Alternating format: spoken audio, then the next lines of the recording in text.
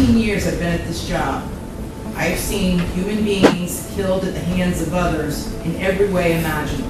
You name it, I've seen it. Shootings, stabbings, drownings, suffocatings, blown apart by cars and DUI manslaughter cases. Horrible things. This man was engaged in a murder case. The police found his print around the murder scene, so he was taken to court, where things became extremely suspicious and pointed at him. I am not sorry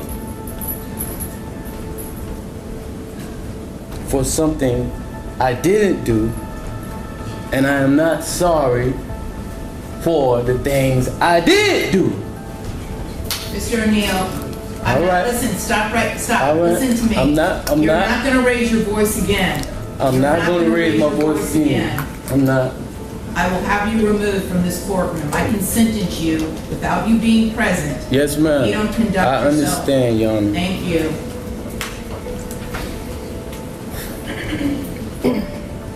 But I will say, I'm sorry for your loss. 19 years I've been at this job. I've seen human beings killed at the hands of others in every way imaginable. You name it, I've seen it. Shootings, stabbings, drownings, suffocatings, blown apart by cars and DUI manslaughter cases. Horrible things. This is the worst case I have ever seen as far as the facts go.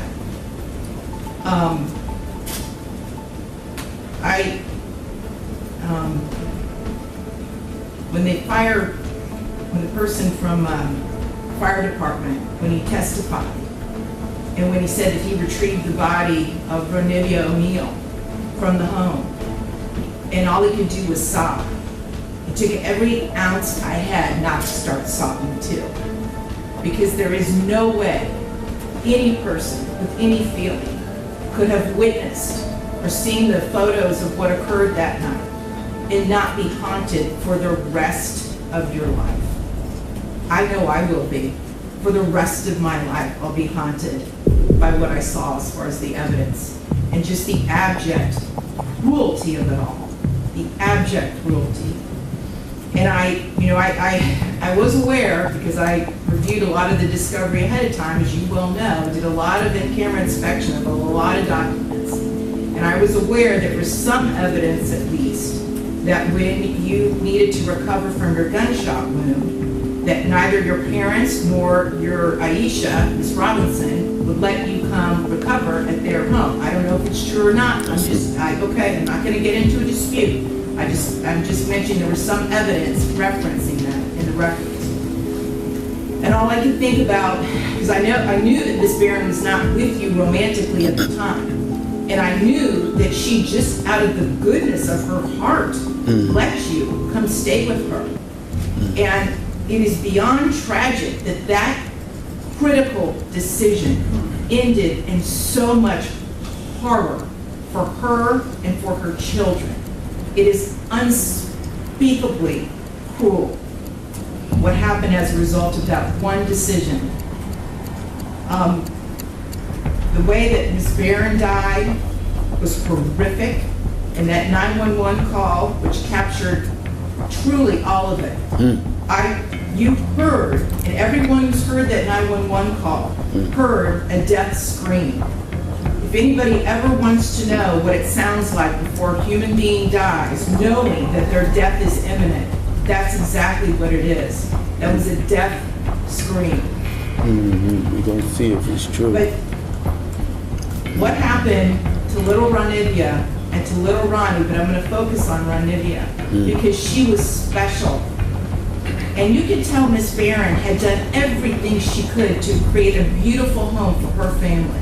I noticed that the Ronidya's bedroom, before you set it on fire, you could tell she tried so hard to make her feel like a princess. Kenyatta did everything she could. And I noticed too in the kitchen, on the refrigerator, she put up magnets that said faith, love, family, hope. And then you know what else happened to that refrigerator during that night? It got splattered with blood all over it due to what happened. Little Ronidya, she couldn't scream, she couldn't run away, and she witnessed what you did to her mother as far as shooting her mother in the arm with the gunshot. She knew. And the horror that that child suffered. And she already had a life where she was born with challenges regarding her physical and her mental disabilities. But the pain and suffering that she suffered that night at your hands, unspeakable, absolutely unspeakable. And at the moment, that first time you struck her with that hatchet, and little Ronnie testified that all he could see was tears coming out of his sister's face. At that moment, that child knew. She knew she was being betrayed in the cruelest, most tragic and sorrowful way that a child could ever be betrayed. She was being betrayed by her parent, the one person that should be there to protect their children and love them and keep them from harm. And that was the last thing that child felt before she passed on from this earth, was your utter, cruel betrayal to her. And I read somewhere, and I don't know if it's true or not, I have no idea, but I read somewhere that souls pick their lives, and that they know exactly how difficult their lives are going to be before they enter into this world. And I don't know if that's true or not, but if it is, Ronnie O'Neal is one of the bravest souls I have ever come across in my 54 years on this planet. One of the bravest ever, ever, because she suffered so traumatically.